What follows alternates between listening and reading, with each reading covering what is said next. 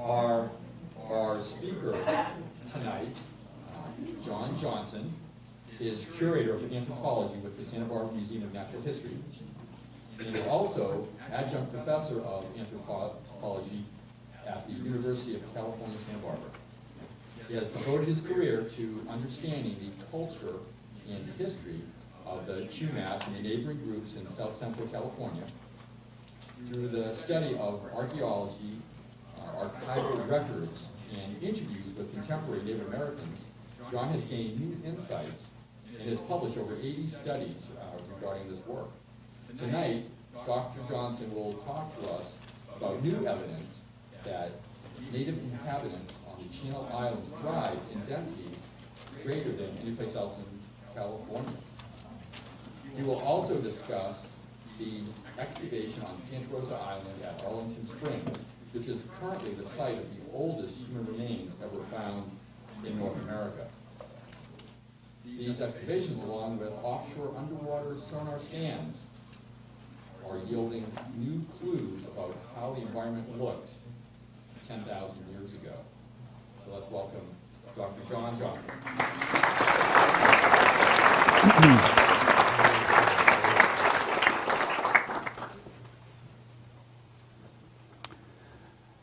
Good evening.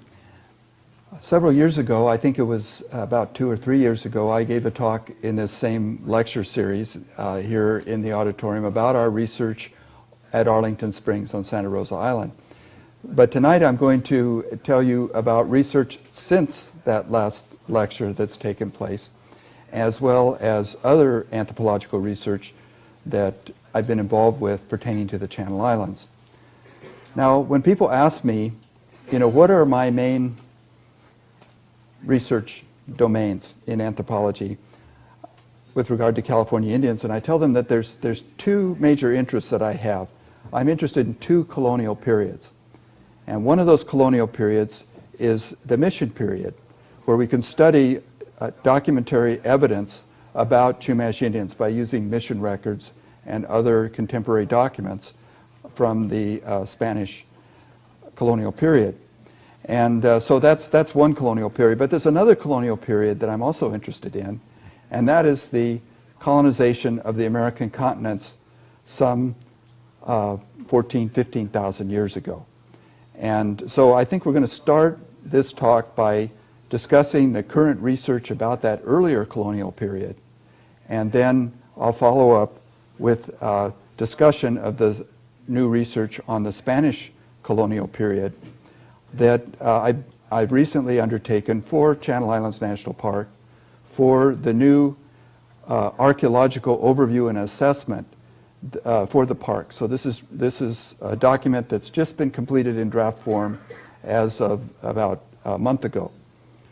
And we're going to talk about two periods within the Spanish colonial period. The protohistoric period, which is defined as the time Chumash Indians were first contacted by Juan Rodriguez Cabrillo in 1549 up until the first Spanish land expedition, which is the beginning of the mission period in 1769. And then the mission period, which begins 1769 and goes until the last island Chumash individuals were baptized in 1822. Okay, so the recent island research projects that we're going to discuss here tonight begin with this earlier colonial period, the Paleo-Indian colonial research, and we're going to talk about our most recent excavations at Arlington Springs in June of 2008, and then we're going to talk about what we did last summer, which we went out in a research vessel and spent a week doing side scan sonar work, or a couple days actually, doing side scan sonar work off of the northwest coast of Santa Rosa Island. And we're also going to discuss then afterwards the research pertaining to the mission period. And the three major questions I'm going to try and answer are what was the original population like on the Channel Islands? What was the size of that population? What was the population density? And second, this whole question of, were there pandemics during the proto-historic period, that is the period following Cabrillo's first visit in 1542, from the sporadic contacts that people had with the Chumash Islanders, that resulted in epidemics that would have decimated them, and so there's some people who have proposed that this occurred, and I'm going to address that question too as well. And then finally, we're going to talk about what we know about the settlement pattern on the Channel Islands based on ethnohistoric evidence, that is, mission records and early ethnographic records about the names of the towns and villages that used to exist on the islands. And finally, we're going to talk about California archaeology in Paris. And there are some important archaeological collections that are in France. And we're right now in the midst of planning a exhibit that would bring some of these collections from France to California to exhibit. And we're having our planning meetings next week with some of our colleagues from France coming to visit, as well as elsewhere. So we're right in the midst of this planning right at the moment. Très bien. Okay. So let's first of all go back to that first colonial period. And on the left, you see the map of Northeast Asia as it looked at the end of, or at the glacial maximum. And you can see that the island of, what is now an island of Japan, was a peninsula extending south from Siberia. And this map also shows the location of the areas that were covered by permafrost, but not all areas were covered by permafrost. And in fact, there was this land bridge, or which we call Beringia, this area right here, that was free from and open, no glaciation in this area, and people could have been living, and probably were living, in this region during the last glaciation. And but the questions we have regarding the peopling of America are two. One is, what were the routes that people traveled? There's a number of ideas about how people came into the North American continent from Beringia. And second is, when was migration possible?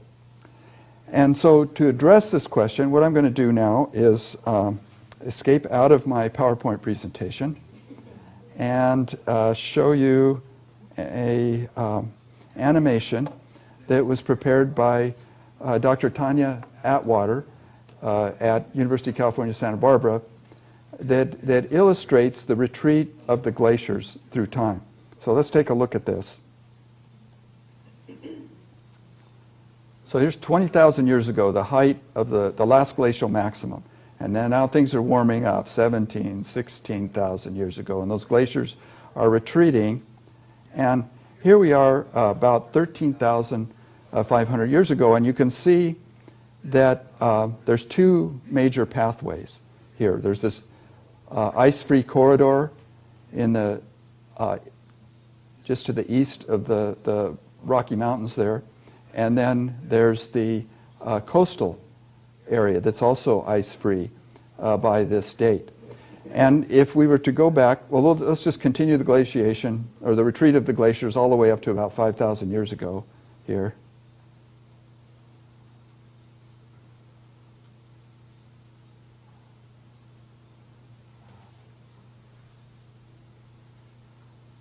Okay, there we are, 5,700 years ago.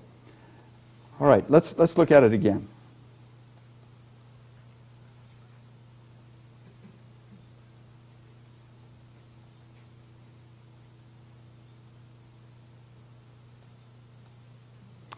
Okay, now you'll notice that right around a little over 15,000 years ago, 15,600 years ago, what we have is this corridor is not yet open, but along the coast, there's lots of ice-free areas coming all the way down as an entryway into the Americas. And so increasingly, archaeologists believe that the first Native Americans arrived through a coastal migration route. And they, especially if they were using watercraft, if these people were here in Beringia, the people who were along the coast and were living in fishing communities that were fishing and collecting shellfish, hunting sea mammals, if they continued that life way, they wouldn't have needed to change that practice that they had. And they could have easily gone around some areas that had glaciers on them and worked their way southward. And where would they have arrived when they first came into the area south of the glaciers? It would have been what is now this, Washington and Oregon and California. So California may have received some of the first of these migrants as they came south of the glaciers. And we'll just continue here. You can watch this animation one more time.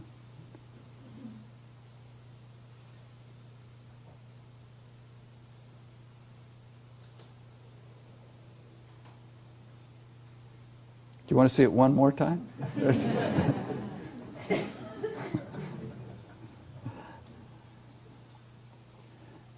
Now, actually, there's even another form of evidence that we're using is DNA evidence. There's some rare types of DNA that occur in among American Indians, and one of these types. Well, let's just continue it. One of these types, found among 2% of American Indians, is present among more than 25% of our Chumash Indians. And it's also found in West Mexico, along in the Sonora, Sinaloa area. It's found down in coastal Ecuador, among 40% of a tribe there called the Cayapa Indians. There's further south, it's found among the Mapuche Indians of Chile and among the Yagan people of southern Patagonia, and it's found in prehistoric burials in Tierra del Fuego. And it's been detected in an ancient burial on Prince of Wales Island up here off of coastal Alaska in a cave and 10,300 years ago. That's the oldest skeletal remains from which they've successfully obtained DNA in the Americas. And so this rare type of DNA is, you'll notice, is mostly coastal in its distribution, all the way down the western side of the American continent, and maybe telling us something about this ancient coastal migration. In fact, I believe that it is indirect evidence of people moving down the west coast of the American continent, and some of those people continued living in the Santa Barbara region, Santa Barbara Channel region, all the way down to the present day. Okay, let's not show you one more time. We're going to stop. Yes. Question? I see the ice sheets receding, but I don't see the water level rising and the dry land area shrinking because of the... We're about to get to that. Yeah, you can write Tanya Atwater about that. Okay.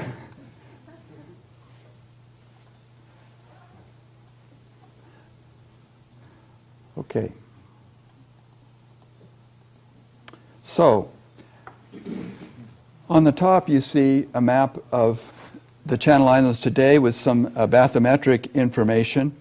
And on the bottom you can see that same map with showing the extent of that large island, that mega island that used to exist off our coast.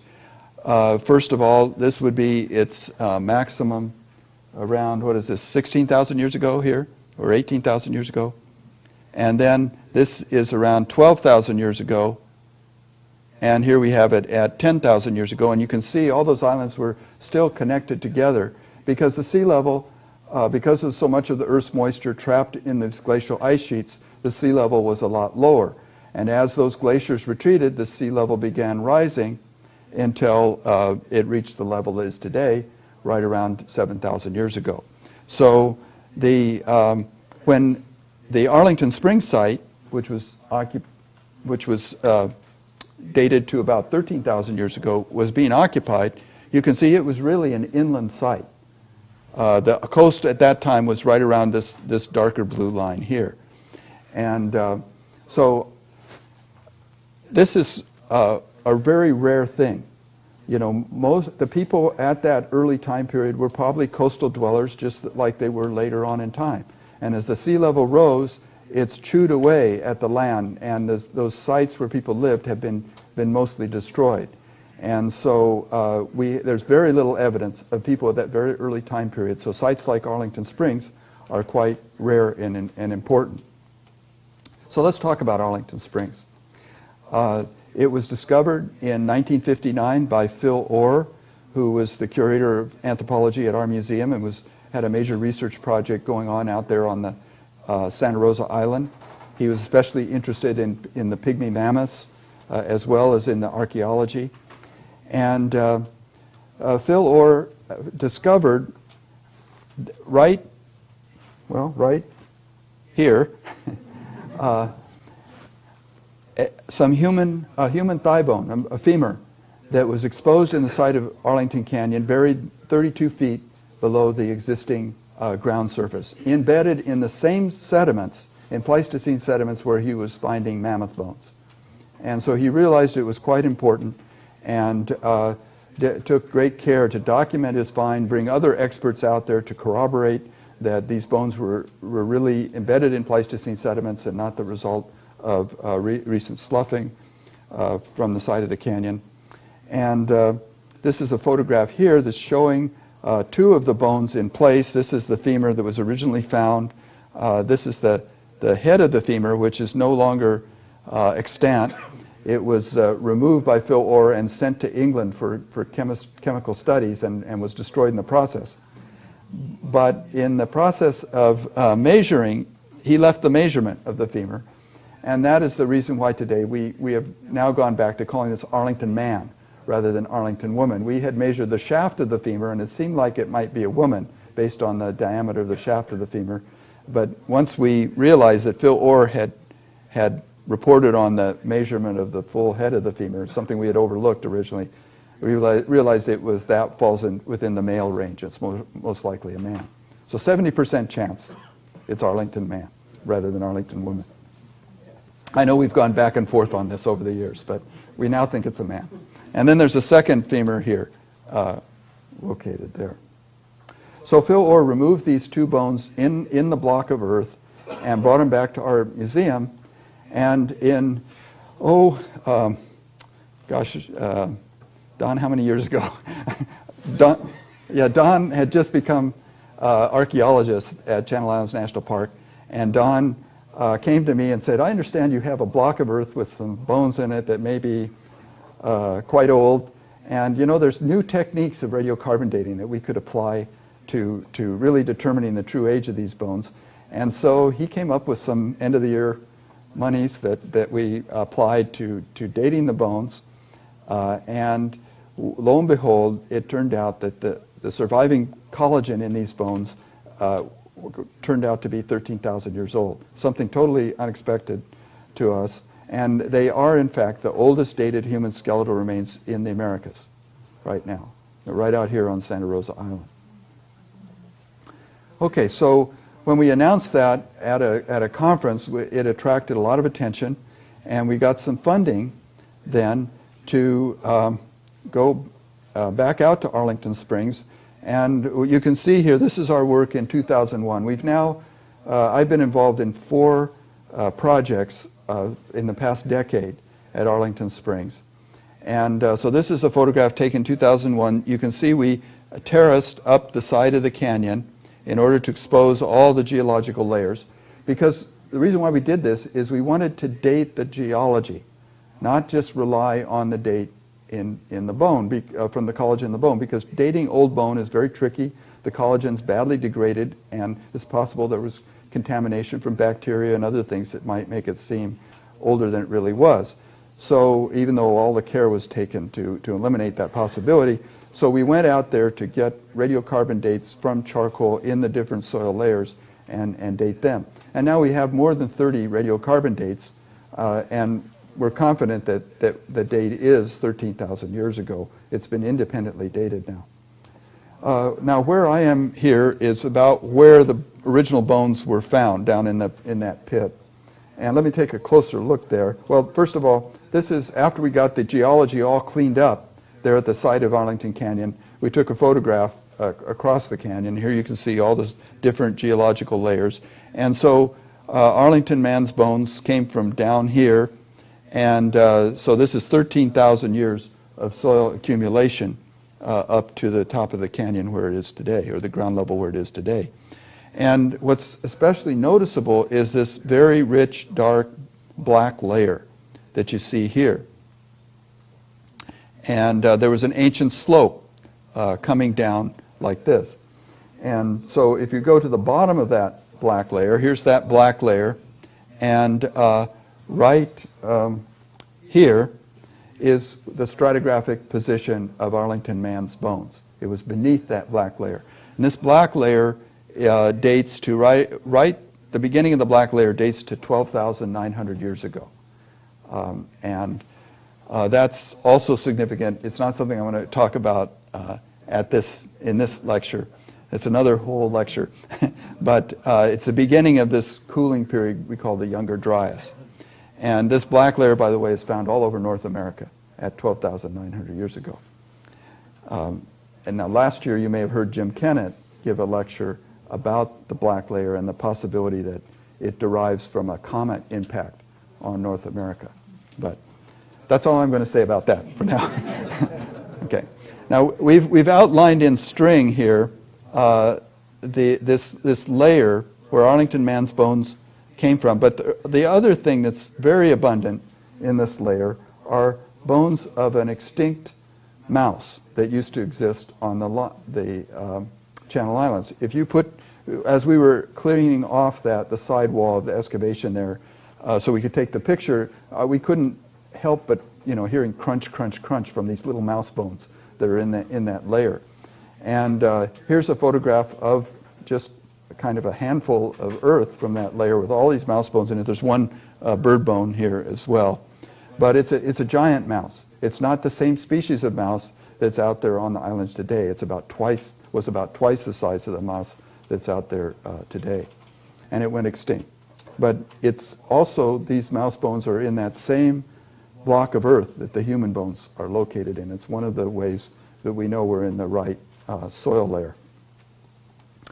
But the other thing we found in our excavations there a few years ago, in 2006, is there were little tiny chert flakes that showed up as we were studying the mouse bones. We found that there were also little tiny chert flakes. Now, chert is the tool, were used for tools by the native inhabitants of the Channel Islands, and chert does not occur naturally in the area around Arlington Springs, so this had to be brought in, and these little tiny flakes were the result of tool sharpening going on at that location.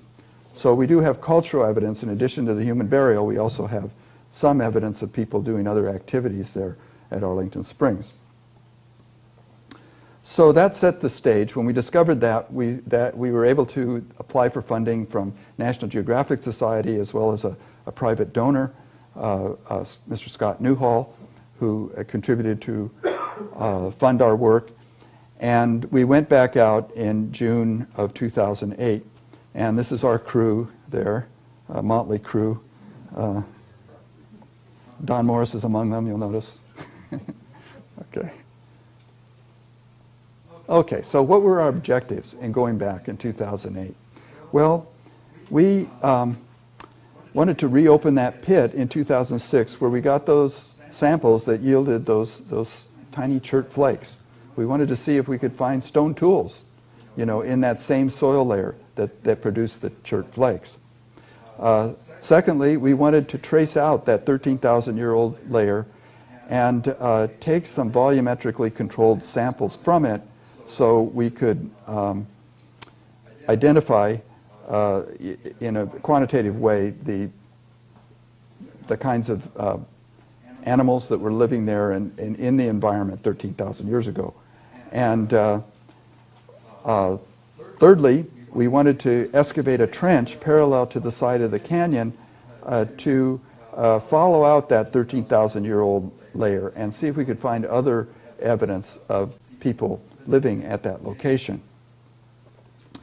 So this is the, in order to get a permit from the National Park Service, we submitted this photograph to show them what we wanted to do, and also to show them we weren't going to undermine the this wall here of earth so it would come collapsing down on us. We had, safety considerations as well. So this is a photograph taken in 2001. Where I'm standing here is actually where the original bones were found by Phil Orr, right at that location. Anyway, this is the area that we were going to open up for our excavation. And that's what we did.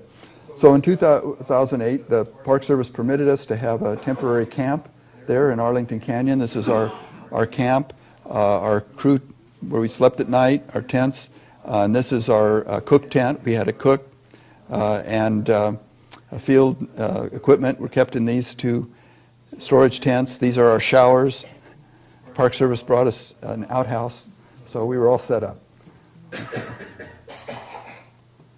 And this is the first day of our work. We also were able to borrow a track loader from the Park Service in order to remove the dirt that was resulting from our earlier work that was so we could get down to undisturbed soil. So this is just fill that we're removing here with the tractor to more quickly get down to the original soil layers that we were interested in. And so here we are with the excavation opened up. This is Dr. Tom Stafford on the left, who's a geologist and radiocarbon dating expert.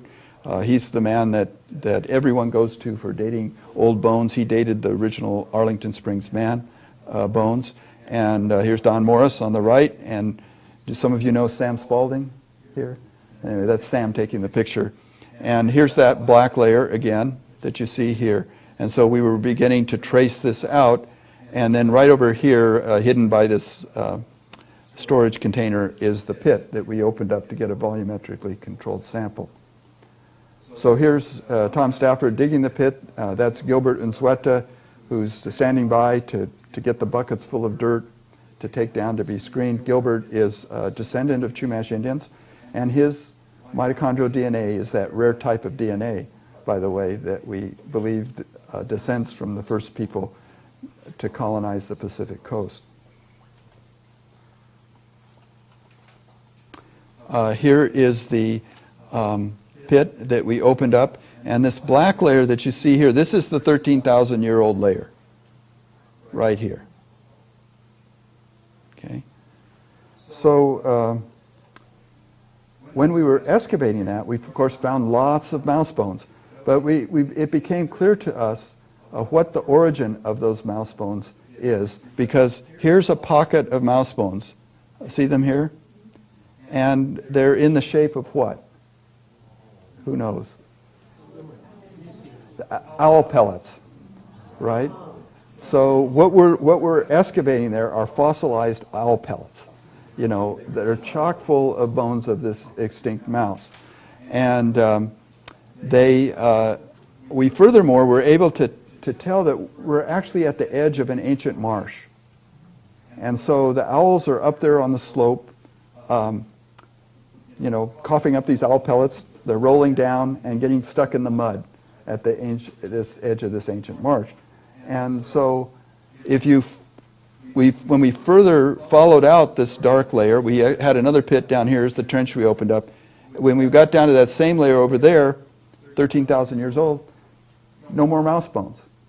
The mouse bones were only here at the margin of the marsh, there at the where they would have rolled down slope from the owls sitting up above. So Arlington Man's bones were actually from the edge of the marsh too as well. And we think that the burial had kind of washed out and the bones went down and got embedded in that muddy soil. So what we did is we took all the buckets of soil down and we screened them. Here's Stacy washing through the soil samples. And then we dried the samples, and what we got was the world's largest collection of extinct mouse bones from Santa Rosa Island. So here's the world's largest collection of 13,000-year-old mouse bones. And we're working on, analyzing these and sorting through them. We're not only finding mice, we're also finding the bones and jaws of an extinct shrew that used to live out on the island. We're also finding birds. We've got probably the earliest record of meadowlarks out on the Channel Islands. And so most of the bones are of this one species of mouse from the decomposed alg pellets, but we're also finding bones of a few other things in there as well. Salamanders too as well. Okay, so it's telling us something about what the ancient environment was like in that area, much clearer understanding than we had before. Now, one of the things that we felt a responsibility to do was to document everything we've done, and so we got Robert Gardner out there, who's an expert in laser scanning. And here he is setting up his equipment. He lives in Carpinteria, and this is the kind of map that Robert produces. Millions of points of data, all in three-dimensional space. Very accurate mapping of exactly where we were doing our work. So here's our excavations right here. And these are earlier work that we'd done out there for taking core samples. These are the quadrants that we had established. And the photograph that we took from across the canyon was taken from right here, looking back. So all of this becomes part of the permanent record. Robert's been out there with us on each of the projects that we've worked at, so he's documented every time where exactly our excavations have taken place. So what results have we come up with? Well, we found, unfortunately, no further evidence of human presence. But we still have to sort through those samples carefully, so we may yet find some more tiny flakes, but there were no stone tools that were uncovered during our work. We obtained a clearer understanding of the various sediment layers there at the site and their ages. We were able to determine that our excavation took place at the edge of a marsh. And finally, we got this huge collection of small land mammal and bird remains that we're currently identifying and processing. So, our next field work relating to the early colonial period there on the islands has to do with an underwater expedition that we undertook this past summer. And this was not something that I had on my calendar, but I got an email last year, in November actually of 2008, saying, "John, I just bought a boat, and I'd like to go out there to the islands and do some underwater mapping. What do you think about that idea? I'd like to put it at your disposal." This is from Bill Urschel, who was a former trustee at our museum. He moved to Seattle, sold his company to Microsoft, and I guess he had some extra money so he invested it in this boat. This is an old T-boat that was built for use in the Korean War. It was never actually used in the Korean War because the Korean War ended. And so it was then used as a prison boat going back and forth to Alcatraz for many years. When they closed Alcatraz, it was put up for sale, and a private individual bought it. It's a 70-foot long boat, and converted it into his sort of private vessel. And then he sold it to Bill Urschel. So Bill brought it down last summer from Seattle, and I still was thinking, when I looked into the cost of the equipment that you need, the sonar equipment and everything, I thought, we can't afford this, and I need to write grant proposals, and I don't have time for it. So I said, Bill, maybe in the future, but we won't worry about it for right now. So there it stood, and then last May, or April, I got an email from Bill and said, "Don't worry about it, John, I'm buying the equipment." So he bought the sonar equipment, and so here's a picture of Bill there on board the vessel as we set it up, sitting in Santa Barbara Harbor, setting up the computer to run the data. And then on the right, you'll see the towfish. It looks like a torpedo, and you tow that along behind the boat, and it sends out sonar signals, and through a cable, it brings it back to the computer program. So this is what we did. We went off the northwest coast of Santa Rosa Island, and we spent 2 days. And as the transects are going on, we started transects this way and we gave up. Then we started transects back and forth parallel here. And wherever you see a red dot is where we'd seen some target on the ocean floor and marked it. So this is all from the first day's work, and then where you see the green and red going back and forth, that's the second day's work. Okay.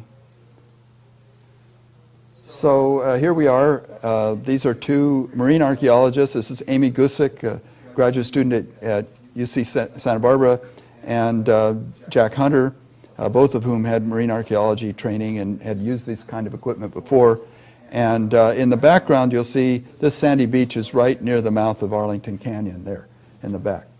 So why were we doing this? Well, we were trying to basically look at the terrain that was dry land when Arlington Man lived 13,000 years ago. So we could put the Arlington Springs site in its geographic context. And as I've said, we could see, as we towed that sonar, we could actually see on the computer the ocean floor and what it looked like there. So this is what that program produces. This is the column of water right beneath the towfish, so it comes out as a black line. And then this is the signals that it's getting on either side. And this is one of the targets that we marked. You can see there's a rock outcrop down there on the ocean floor.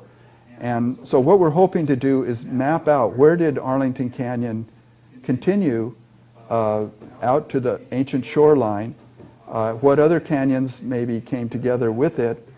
Are there rock outcrops underneath that potentially could have rock shelters in them or caves where people may have camped and lived? You know, these are the kinds of questions that we have. And this is a map courtesy of the Nature Conservancy showing the slope underneath the water. This is that shoreline about 12,000 years ago. And so this is the area right here that we were trying to get a detailed map right here off of northwest coast of Santa Rosa Island. Okay? So that's all I'm going to say about that earlier colonial period and the recent research we've been undertaking. We still have to process all this data we collected last summer, but it was made possible by the generosity of Bill Urschel. Okay, I'm now going to talk about some research I just finished for the Channel Islands Archaeological Overview and Assessment. And again, I want to go through these three questions I'm going to look at. What was the original population of the Channel Islands at European contact?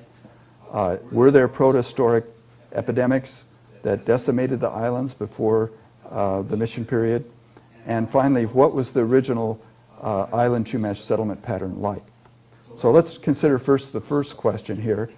And we can answer some of these questions by using and analyzing very carefully the data contained in the mission registers.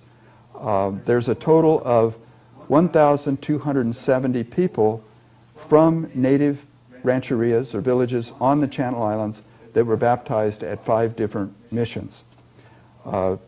San Fernando, San Buenaventura, Santa Barbara, Santa Ynez, and La Purísima. But this number is probably far less than actually lived on the islands prior to the mission period, because there were epidemics that occurred during mission times, for sure, that resulted in people dying before they would be migrated to the missions. So we have one estimate that comes from 1805, where the president of the California missions was proposing putting a mission at Prisoners Harbor on Santa Cruz Island. And he made an estimate at that time that there was about 1,800 people living on the islands. And the following year, there was a major epidemic, 1806, that resulted in about a quarter of the population dying on the Channel Islands. And so the missionaries gave up this plan to put a mission out there. And the islanders didn't come to the missions until 1815, 1816. That's when most of the islanders migrated to the missions. Well, based on a rate of decline that we can document for mainland Chumash, we then can estimate, based on this 1,800 people in 1805, that about 3,250 people lived on the Channel Islands at the time Europeans arrived. That's a calculation I made many years ago. But more recently, I've been collaborating with another anthropologist, Randy Milliken, who also works with mission records, and we've been trying to reconstruct a population density map for all of Aboriginal California, empirically based on records from the missions. And we have a calculation that we do to try to correct for the different time periods, the rate of decline that would have occurred before people would have entered the missions, and so on. And when we came up with this figure, we applied it to the Channel Islands, this approach. It's an independent approach from the earlier calculation I'd done. We come up with 3,200 people, which is almost exactly what I'd come up with previously. So I feel confident that 3,200 is about as accurate an estimate as we're going to get for what the population size was at the beginning of the mission period. And the other major insight that's come from this research, new information, is that the highest population density in all of Aboriginal California is on the Channel Islands. And specifically, you can see we've divided up the area into these districts or regions, and in the entire California we've divided up this way, and run estimates on what the original populations were. It's based on GIS, a Geographic Information System database. And what we come up with is that eastern Santa Cruz Island is number one in the whole state of California, with 45 people per square mile. Number two is central Santa Cruz Island, 25 people per square mile. And number three in all of California is eastern Santa Rosa Island, 22 people per square mile. So this is new, important information. I think it's because of, number one, the fact that when you're living on an island, you have limited space. So islands are going to have higher population densities. But also, I think more importantly, it's telling us something about the tremendous productivity of the marine environment around those Channel Islands. And these people who are dependent on marine resources was allowing them to have a higher population density than people on the mainland. And okay, that's all I'm going to say about that. We knew that Chumash did have higher population density than elsewhere in California, but we didn't realize how dense the islands were compared to the rest of Chumash territory. All right, let's talk about, how accurate is that 3,200 figure for the time that Europeans arrived? Was that really what had existed before they met Europeans back in 1542? And here, this is an artist's reconstruction of Cabrillo's visit to the Chumash region. Cabrillo's original diary has been lost. But once the expedition got back down to Mexico, there was a priest who took the various logs from the different ships and put them together into a composite account, and that's what survived. But unfortunately, of course, that priest hadn't been along on the expedition, and he didn't realize that actually he was repeating lists of village names and things of Chumash towns and villages that were recorded in the expedition diary, so it's rather jumbled and garbled. But many of the names are recognizable, and you can tell that the same native towns that were occupied at the time of Cabrillo were still being occupied several centuries later when the missions were founded in the late 1700s. Anyway, Cabrillo died during the winter on one of the islands. They got into a fight with the native people of one of the islands.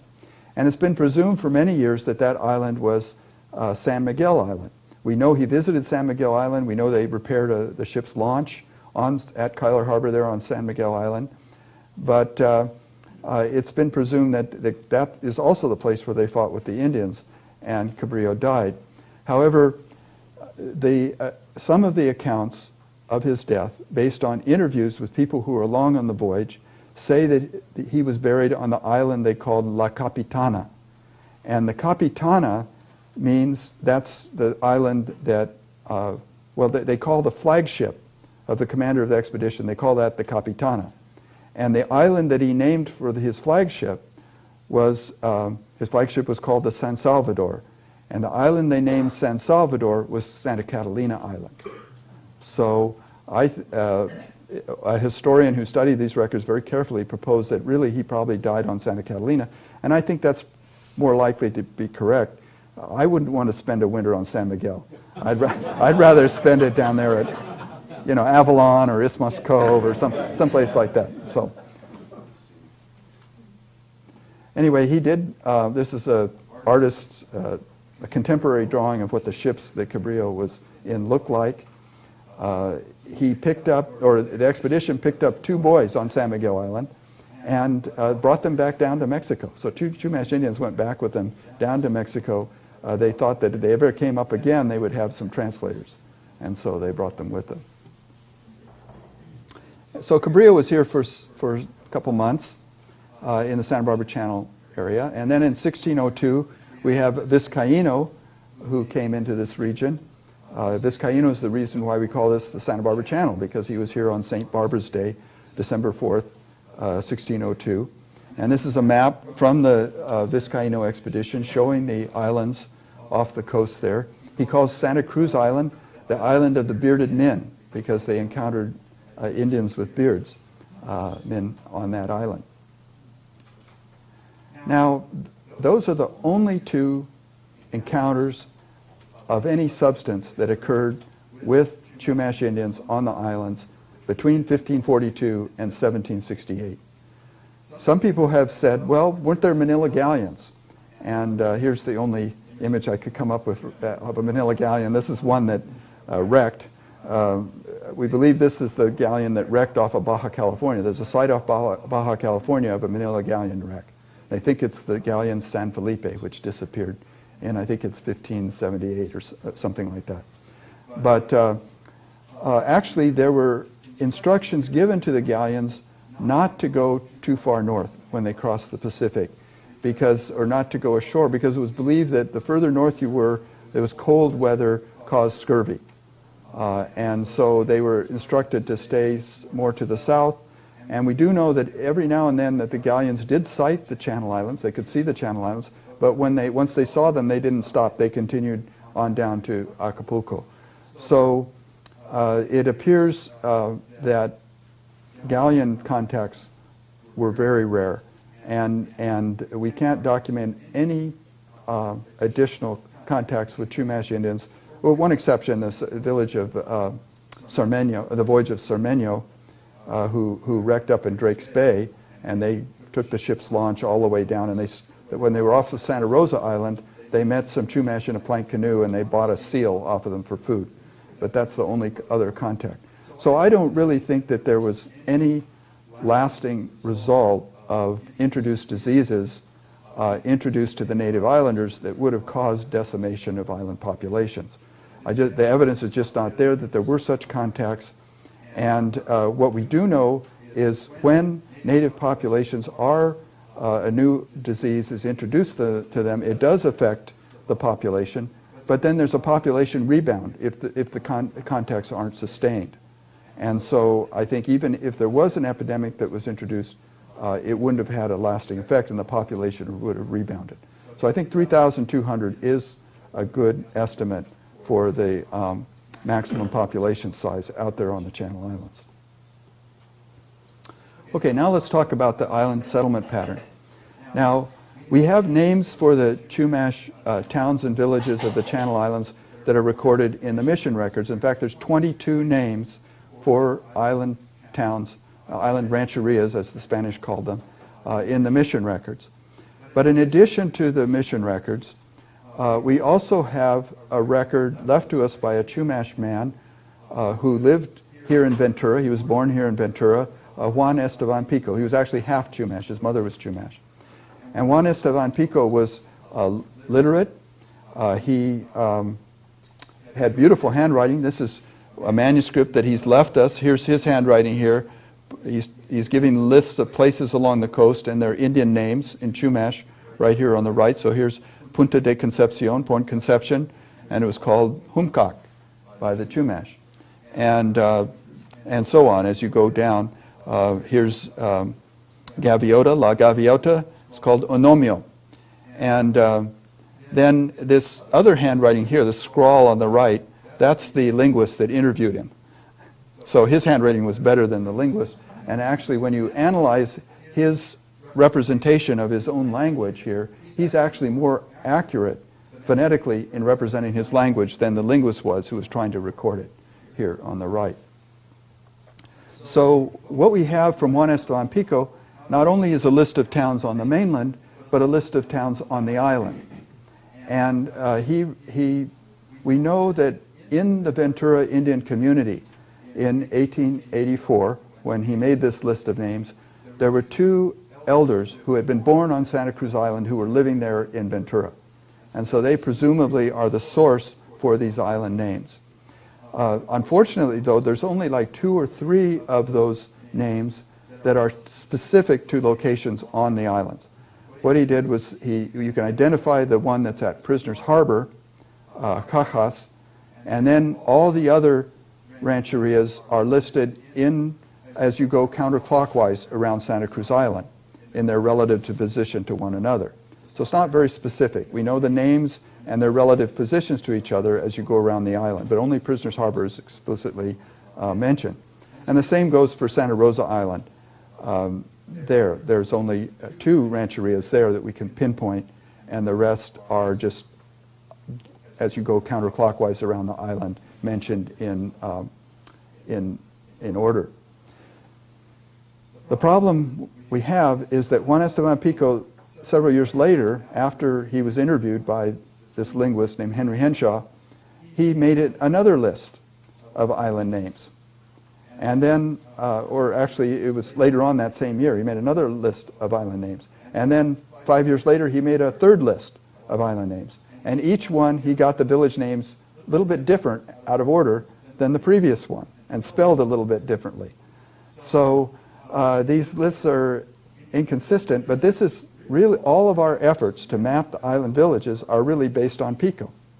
So we have to maybe presume that in 1884, his first list, when he actually had these elders talking to him, was the most accurate. But we don't really know. We have the names from the mission records, which aren't specific as to location, and then we have Juan Estevan Pico's list from 1884. And those are our sources. And here's his notebook. He also left us this wonderful 2 notebooks, actually, of how to speak his language, written in Spanish and Chumash. And for example, here he's talking about how to count in Ventureño Chumash. And then up here in the upper left is the names of different kinds of bead money and how much they were worth in terms of pesos. So it's a wonderful document, written by a native speaker. But the problem is there's some inconsistencies between the different notebooks and his earlier list, especially with regard to the islands.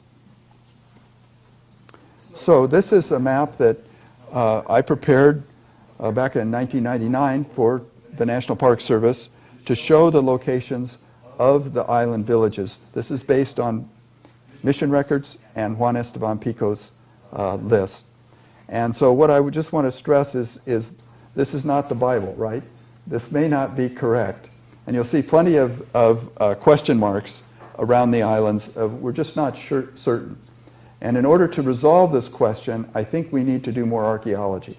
We need to do more testing of some of these midden sites on an island, looking for those glass trade beads and other time markers that tell us that it's occupied during the mission times. And then we can be more certain, I think, with regard to some of these correlations. So the other thing we're discovering as archaeology has gone on from graduate students from UCSB and from University of Oregon and elsewhere, UCLA, we've discovered that the island settlement pattern is a little bit more complex than what we realized. There are places that are yielding glass trade beads that aren't, there's more places yielding glass trade beads than we have names.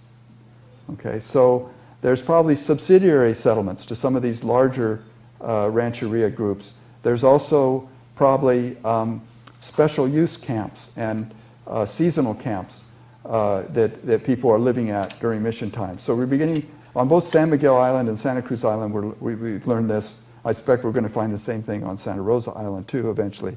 And so we still have a lot to learn about, I think, the original settlement pattern, and this map is provisional.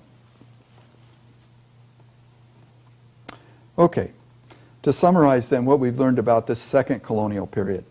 Well, we have the highest population density in all of Aboriginal California out there on the Channel Islands. We have an estimate of about 3,200 people. I don't think protohistoric pandemics are likely to have had lasting effects on the island Chumash. And finally, our knowledge of the rancheria locations and settlement patterns is still incomplete, and we need to do more archaeology, I think, to figure this out. Finally, I'm going to talk about our French connection to the Channel Islands. And in 1877, the intrepid explorer Léon de Sézac, shown here he is in his, presumably his field gear, ready to go out and find out all Cruz Island. Santa Cruz Island was owned by a consortium of French businessmen, and so he didn't speak English very well, so he went right to Santa Cruz Island and started working. He was out there for a good part of a year doing archaeological work. And he then was joined by his companion, Alphonse Pinard, who was a linguist. And Sézac took Pinard to visit different Chumash Indians, because Sézac had made contact with different Chumash Indians, including the man on the right, Rafael Solares. It's a photograph that was taken by Sézac. It's the only photograph ever taken of a Chumash Indian in dancing regalia. And the original is in the Musée du Quai Branly in Paris. There is Rafael Solares, who was chief of the Santa Ynez Indians and who worked with Sézac during his visit. Pinard came here to Ventura. Sézac had made contact with some of the Chumash Indians at Ventura, and he interviewed those two Indians who were the last Santa Cruz Islanders still living here in Ventura, and collected an island Chumash vocabulary. Now, one of the things that Sézac did, which was really unique for the time, is he interviewed Chumash Indians. Once he came off of Santa Cruz Island, he took the artifacts he had excavated and showed them to the Indians and learned something about how they were used. So he was doing ethnoarchaeology, back in the 1870s. This is his quotation from his field report that he wrote. I returned to Santa Cruz Island to get the collection which I had left in storage. I brought it back to Santa Barbara and exhibited it, where bringing my Indians and an old Indian woman, we know this is the old Indian woman Martina from Ventura, who is the last survivor of the natives of Santa Cruz Island. I showed them my treasures. I obtained thus the name and usage of practically the entirety of the objects. Oh, if we could have those original field notes from Sézac. But unfortunately, they are lost. He returned to France and fell into debt, and he had to leave. He left his hotel bill unpaid. The Museum of Natural History had to pay the bill, and then acquired some of the documents and things that he had in his hotel room. Unfortunately, not all of those things are still at the museum, so we don't know what became of them. And then he went back to the south of France, where he died about a decade later. And so I've now made 3 trips with another team of anthropologists and historians to France to study his collection and to try and see if we can get a lead on what happened to these lost manuscripts. But we haven't yet come up with them. We've studied his collection, but we haven't come up with the manuscripts. And We found some things, like in the French National Archives, we found correspondence and so on, but we haven't found his original notes of his work. But we do have the collection that he left behind, and we also have newspaper articles, especially an interview he gave in New York to a reporter from the New York Times in 1880 on his way back to Paris. And that has proven to have a lot of information in it, actually. So I'm going to give you some examples. Now, these are some artifacts. Some of them are made out of deer bone. They coming from Santa Cruz Island. And of course, deer bone, there are no deer on Santa Cruz Island, so they were traded from the mainland. The bone was traded. And these are implements that nobody knows quite what they were used for. In fact, every single archaeological report for the last century that's reported on these things has had a different explanation of what these might be. Well, I think we have in Sazak's New York Times article an indication of what these are. He says, "You might guess forever and not find out the use of these bones. I never would have known what it was but for an Indian who explained it. Now, instead of scratching himself with his fingers, an Indian always uses a bone. Now try it. You will find that the irritation disappears at once, and the skin is not even roughened. An Indian would deem you uncivilized if you used your nails. All these bones, then, are for scratching." So here he's giving us a clue that no archaeologist had figured out, what these things were used for. Okay, he also mentions that arrowhead making was managed, at least in these islands, by using bones, the ribs of small animals, of the seals, for tools. The Indians taught me the method. It is the knack. It requires strength and dexterity. And here's a photograph he had taken in Santa Barbara of Rafael Solares doing some flint knapping. And we know archaeologically, in fact, in Sazak's collection, as well as collections more recently that are in our museum and other museums from the Channel Islands, we find these seal bones that are blunt on one end and were used for flaking projectile points and scrapers and so on. Okay, he also collected this series of implements, and who knows what these are? Right, these are drills, micro drills for drilling beads on the left. And those on the right, those are the cores from which they produce these drills. A whole industry developed on eastern Santa Cruz Island in producing these bead drills that were then traded to other island villages where they were involved in bead making. And Sazak is the first one who recognized the true purpose of these things in 1877. He said, "Here are all the tools used in their primitive mint, principally a series of flint drills." And so these are from his collection that are in Paris, this photograph. Another thing, since Sazak was there just 50 years really after the islands had been abandoned, there was still a lot of artifacts that would ordinarily deteriorate that were still found in the excavations made out of wood, for example. On the left we have the spatula object from Santa Cruz Island. Down below you see these are knife handles. This one doesn't have the knife in it, but this one does. Wooden knife handles. This is, we don't know what that is, but it's a piece of wood with a bone stuck with tar on the end. If anybody has a good idea, I'd like to hear it. Scratcher. Maybe it's a bone scratcher, yes. Okay, there's also this little box of projectile points from San Miguel Island that he collected in 1878. And here they are, or some of them. And I actually have a Xerox of a notebook sheet. There was another archaeologist from Berkeley, Robert Heitzer, who was in Paris in the 1960s and studied this collection, and he gave his notebooks to our museum. So I Xeroxed the pages out of the notebook where he measured these points, and I wanted to see if they were all still there. And sure enough, they all were, except one of them I didn't find. But you'll notice that many of these have this kind of unusual barbs on them here. And this is a type that is now recognized as occurring mainly on the Channel Islands. They call them the Channel Island barb projectile points. Here's some more of them over here. And they have been now found in dated contexts back to 8,000 to 9,000 years in age. And so Szok's collection is maybe the largest collection in existence of this particular type of projectile point.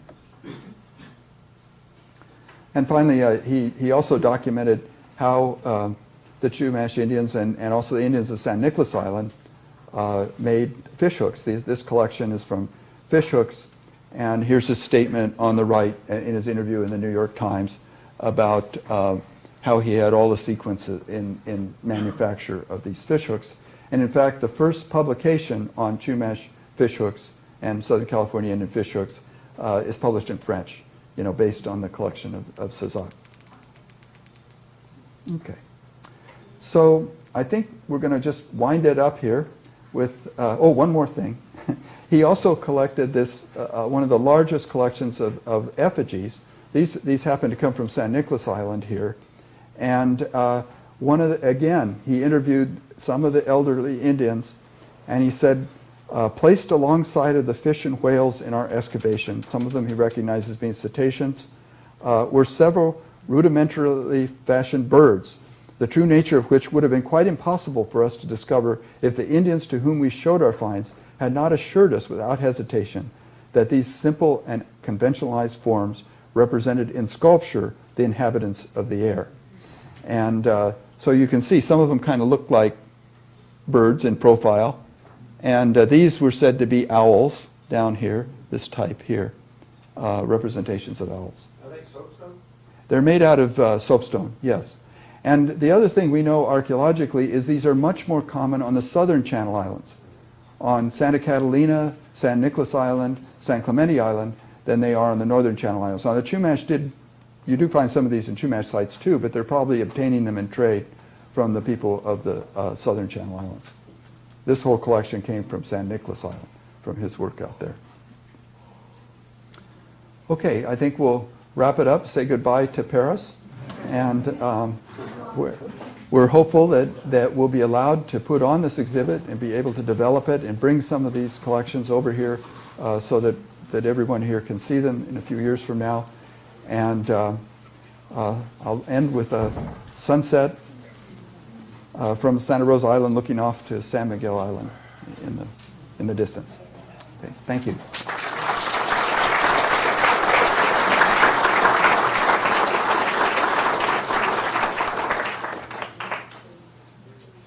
I suppose we have time for a few questions. Do we, Bill? Sure. Yeah, okay. Yes. You mentioned about contact with the Europeans and spread of diseases. There's been a lot of literature written in the last few years about the possibility that diseases spread up, for example, in the southeastern United States. Before there was any direct contact with Europeans, just from presumably native Indian to native Indian. I wonder, is it possible that something like that could have happened coming up from Mexico, from the Aztec contacts up through southwestern United States, and then maybe out into the Chumash areas? Okay, everyone hear the question he was asking about disease spread from Mexico after initial contact. Right. And the conquest of Mexico, diseases spreading ahead and would have reached the San Bart Channel region. That is possible. In fact, we're pretty certain that disease epidemics did spread, up from Mexico into the American Southwest, for example. And that's pretty well accepted, I think, by most people, in the Southeast as well. Now, California has a higher population density in parts of California, but there's two things that you have to look at. One is that in studies of diseases of a dispersed population, it tends to affect some villages and not others. It's not uneven in the way an epidemic spreads. So some people escape, other people are affected. So it's not inevitable that everybody's going to suffer. The second thing is we can actually use the mission records to reconstruct what the original population pyramid looked like in 1769 when the explorers first came up the coast. And when we do that, we can see, actually, I've reconstructed it for 1782. And it's a pretty normal-looking population pyramid, for a non-Western society. Now, that's not true after the Spanish become settled here with missions and so on. Then diseases had a major impact. And 10 years later, the population pyramid, you can see already that the population is really being affected by, especially among the very young, with higher mortality. But it looks pretty normal in 1782 when Mission San Buenaventura and the Santa Barbara Presidio were first founded. With one exception, there's a little notch in that pyramid for the decade of the 1760s, which, when we go down and look at the records in Baja California, there was a major measles epidemic that occurred in Baja California. And I think that there's other aspects to this argument, but there was an epidemic of measles that had spread up prior to the first Spanish land expedition. And it did affect the Chumash Indians, but what did it notched the pyramid. There's a rebound after that epidemic had occurred, and things getting back to normal.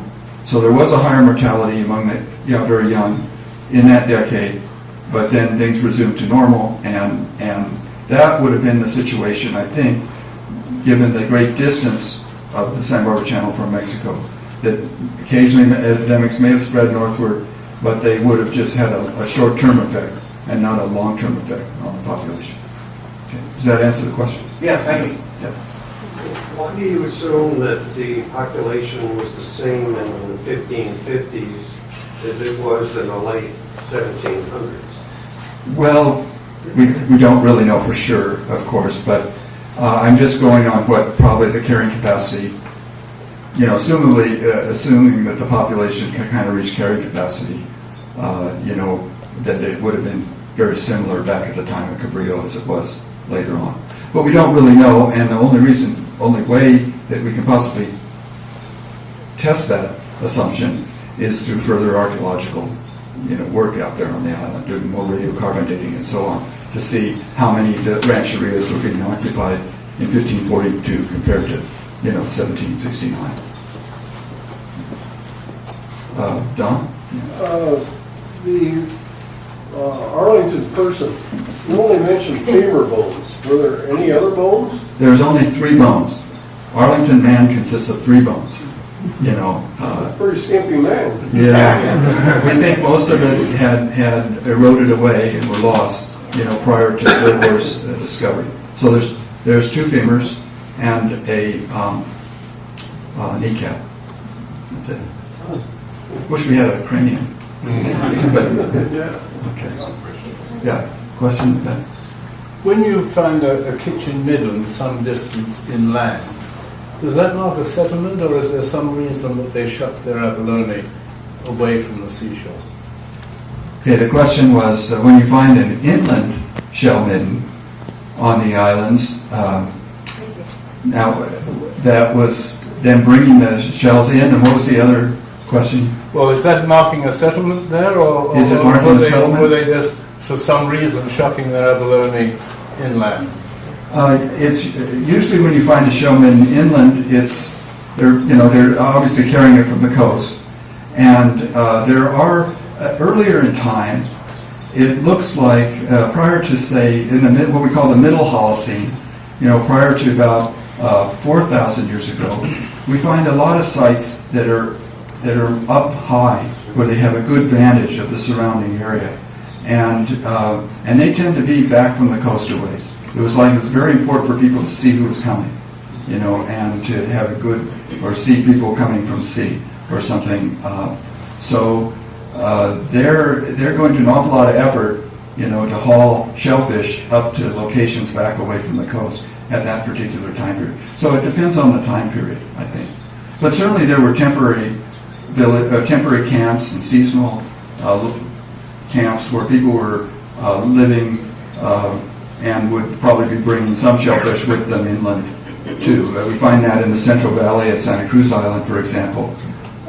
There's people who are bringing shellfish from the coast to places where they were living in the Central Valley. But it's only a day's walk, or less than a day's walk to get to the coast. Yeah.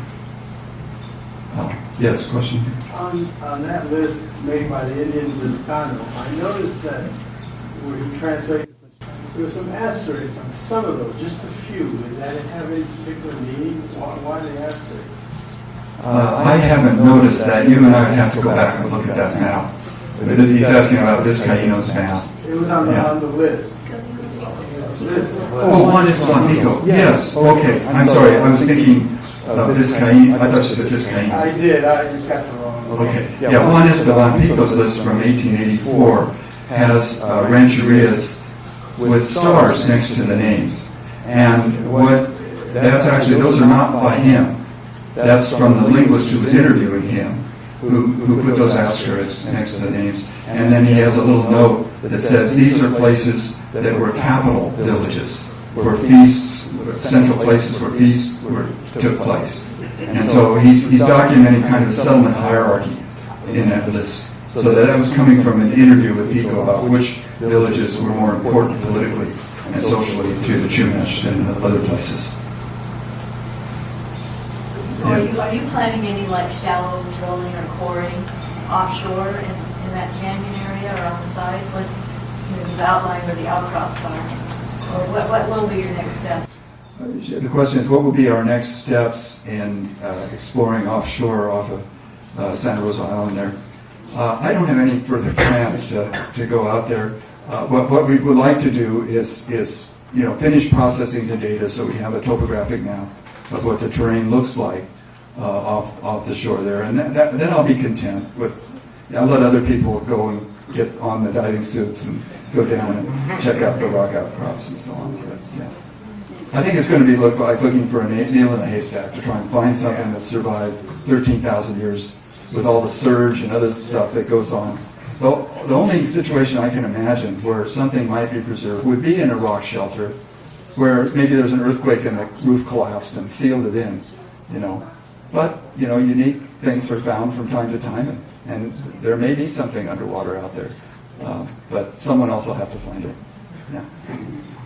Mr. Johnson, could you share with us your understanding of approximately what time and why the island Chumash left the islands? Okay, yeah, that's a good question. So, when did the island Chumash leave the islands? Well, Junípero Serra communicated with the Viceroy early on in the mission period, and the Viceroy wrote him a letter saying, we don't want you bringing those Indians to the, against their will over to the mainland. Because the Spanish was worried that those islands could shelter foreign pirates and other things. And so by having the Chumash out there, there's kind of a buffer to anything like that happening. So there's really very few islanders that are baptized up until 1815, 1816. By that time, all the villages near the coast and not too far away had already been absorbed into the missions. And so what is it going on in 1815 and 1816 that's causing this big immigration, to the missions from the islands? Well, the priest here at San Buenaventura has left us a letter, Father Jose Señan, saying that there were famine conditions on the Channel Islands in 1816. Now, so what's going on? Well, there's records down in Peru that document the most severe El Nino in recorded history in 1815, 1816. And what happens during a very severe El Nino? If it had very powerful effects up here, the kelp beds died back. And the island Chumash made their living off fishing, so that they would have created a famine condition. Now, in the old days, prior to the missions, they would have traded their bead money to the people on the coast and gotten food, for food being brought out to the islands. But their old trading partners that they used to have are all settled now at the missions, right? So that old way of obtaining resources on the mainland was no longer there. So I think that I can't prove it, but I think there's a correlation between this very severe El Nino and the famine conditions and the migration of the islanders to the missions at that time. There are still a few holdouts. So there are a few islanders baptized as late as 1822, but the vast majority came to the missions in 1815, 1816. Do you think that Arlington Man was just a ocean traveler, or was there a settlement 13,000 years ago out there? Okay, the question is, was Arlington Man, by himself? I don't think so. I think Arlington women must have been nearby. But no, he had a social group to which he belonged, and I suspect that it was, if it's like later people, they were living on the coast, and so it's a very rare thing because people were living on the coast. Those sites are all destroyed now or gone, not visible to us, and so it's a rare thing to find evidence. Away from the coast. And I think that's the best place to find more evidence of Paleo-Indians on the island, is continue. There's probably bound to be other sites like Arlington Springs, and we just have to find them, and the problem is they're deeply buried, so they aren't observable on the surface. Okay, maybe we shouldn't have too many more questions. I'll take one more. Yeah, okay, go ahead. I have 5 questions.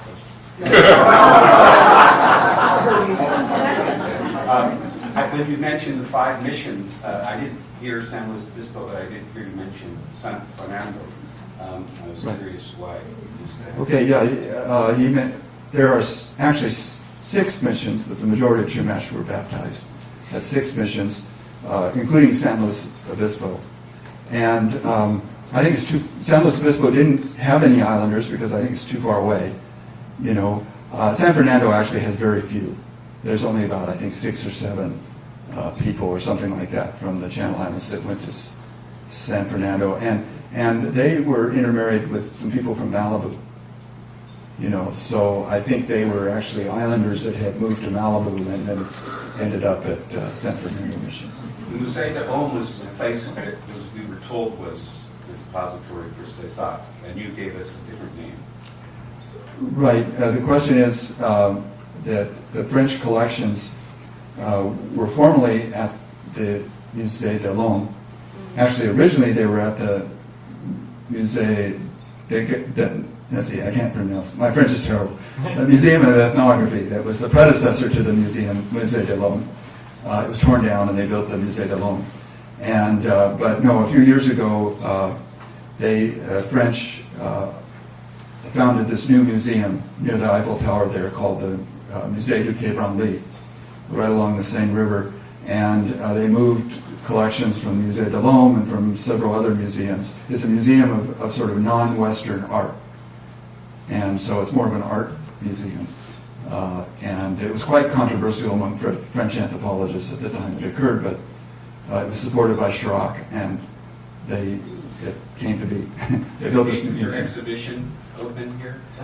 What's the date when our exhibition is going to open? I wish we knew. We are just finishing our planning phase now. We have to wrap that up in March. By the end of March, we file our report to NEH, and we're having our planning meetings next week, as I mentioned. And then we have to try to get funding to implement this whole plan. And we also have to get permission from the French, to borrow these things and bring them over here. And so there's a lot of fundraising and other things we're going to need to do in order to actually make this exhibit plan. So if somebody were to go to Paris now, they wouldn't see anything because there's some Chumash artifacts that are on exhibit at the Musée du Quai Branly in Paris. Yeah. Thank you very much.